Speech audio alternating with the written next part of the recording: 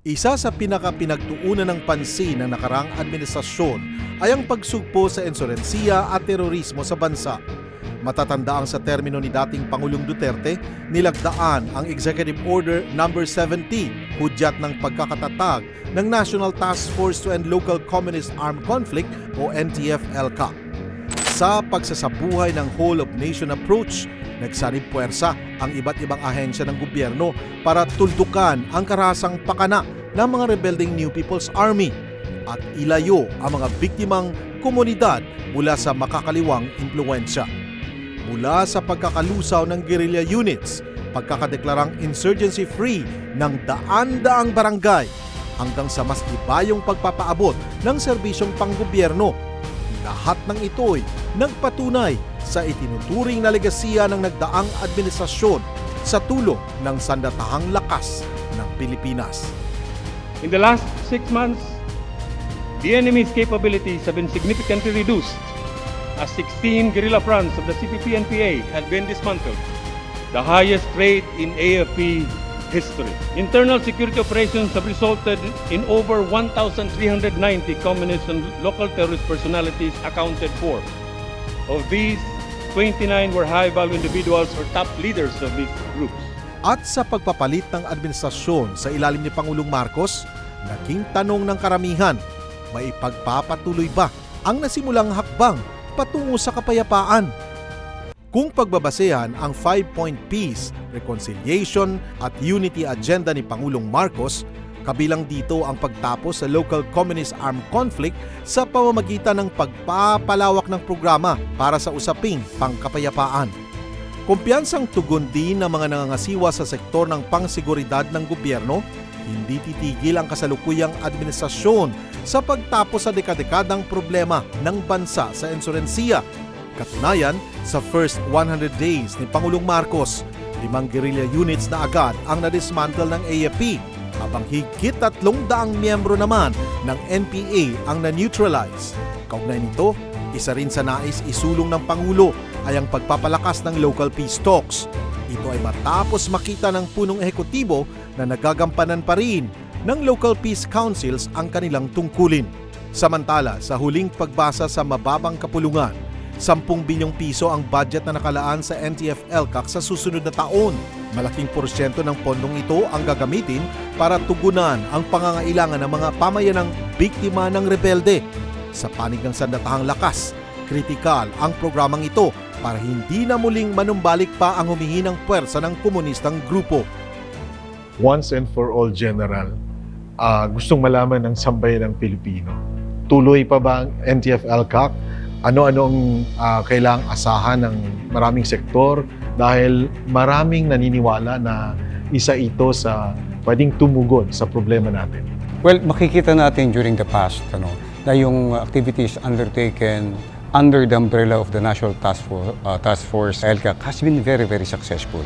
And we will note that this is the one being attacked by some of the legal organizations. They are questioning the effectivity as well as the efficiency of the said program. Dito sila nasasaktan. Actually, dati ang program nga 20 million per barangay eh. Pag yung 20 million sa barangay naramdaman ng tao, they now feel that there is a government working. So, what else will you do? Support the government that can provide you with all of this benefit. And I'm happy to state that itutuloy pa rin natin yung programang Elcac. Natutuloy pero nakuha na ng pondo. Yung funds naman kasi, yun yung tinitira ng iba eh. I mean, when I say tinitira, yun yung being challenged and questioned by some legal organizations. And sometimes they even, in a way, attribute that the funds is being held by the Armed Forces of the Philippines. Let me correct that. The funds go directly to the local government units. The fund, diretso itong pumupunta sa provincial government, and it is the provincial government that implements. So anong role ng AFP doon? Ang role ng AFP rito is just to catalyze, identify, and clear those areas na kailangan lagakan o bagsakan ng mga programang papakinabangan ng ating mga kababayan. President BBM calls for unity, and it seems that the government is leading to talking to the local people, may mga local peace talks in the regions, do you think that this is feasible? It's better than talking to Joe Mansison? Well, the Armed Forces of the Philippines had been advocating for local peace talks. Mas maganda kasi yung local peace talks for those who would like to return to the folds of the law. Maramdaman mo kung ano yung talagang kailangan nila. They're the ones who are feeling the brunt of, and the difficulties as well of fighting in the mountains. So mas magandang sila ang kausap because yung kanilang mga daing are the real needs ng kanilang grupo rather than talking with somebody who's living very, very comfortably in another country. Sometimes they don't have, their boots are no longer in the ground. They do not feel the needs and the sentiments of the people na nasa ground. So we are advocating local peace talks and sometimes it's better that the local chief executives lead itong negotiations with yung mga kapatid natin. Because they know better. Yes, because they know better and they are the ones who can provide all of the needs and so supportahan na lang na ating national government. I think that is the beauty of having a local peace talk. General, there seems to be a little problem in the local level when we say government is offering amnesty to those who have warrant of arrests ng mga NPA and insurgent. Families of the victims are calling for justice dahil yung mga pumatay at gumahasa na may warrant of arrest ay mabibigyan ng amnesty. What's your take on this? Well, that's the reality on the ground. Right now, we should also take into consideration that there's a law. Second, there have been victims. I'm referring to the families of the victims of itong mga kasama natin na nasa baba. So right now, I think not to preempt the study being made right now with regards to our concern. Kung talagang pursuit of us attaining peace, the granting of amnesty, total amnesty. When you say total amnesty, that would include pati may mga existing criminal cases filed against them kung makakasama. So, right now, it would be... So, hindi pa confirm yun? It would be... I might preempt the would-be result of that study. Sir, as we go for talks with the local insurgents, daming gastusin yan, expenditures, and here comes the AFP asking for a bigger budget. Meron ba kayong malaking allocations for your CMO and other activities that would lead to reaching out to these people? Yeah, right now kasi we have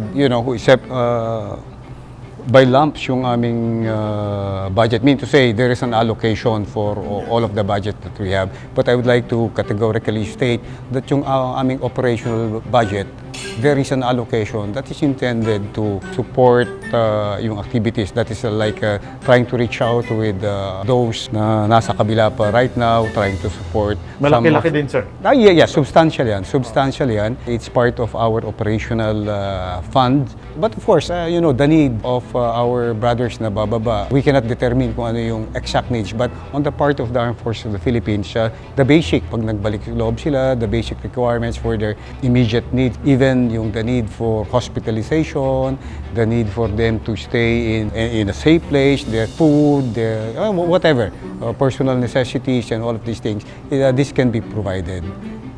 We have funds for that. Do we have a timeline for your sustainment program? Meron ba tayong targets na ito hanggang ilang taon na lang yung insurgency dahil tapos na tayo rito? Target for sustainment. Yung statement kasi as we defined it is continuing. Okay. So, hindi matatapos yan? yan? Hindi matatapos yan. Even at a point na wala na sila, very small na lang yung grupo, we need to continue kasi baka mag-recruit ulit. Baka mag-recruit ulit. Right now, we are saying that the rate of neutralization in terms of yung pagbaba ng numbers nila is higher than the rate of recruitment right now. That is a reality. So, we need to conduct sustainment activities even beyond dun sa sabi natin na we have reduced them to a inconsequential level. Because, gaya sabi ko, they are like a living matter that pag madagdagan sila, they can continue they can continue to grow. But I think that their growth can be deterred by a sustained effort, separate them from their targeted communities.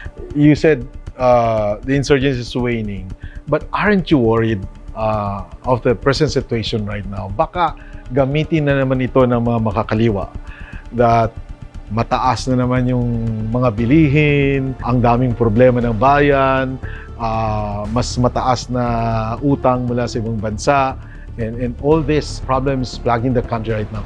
Are you somewhat worried about these problems na sana hindi malihis ang pag-iisip ng mga tao? Well, I think we have a president right now who is trying to address all of these problems. I think di lamang tayo ang bansang Pilipinas ang nakakaramdam nito, but other countries as well.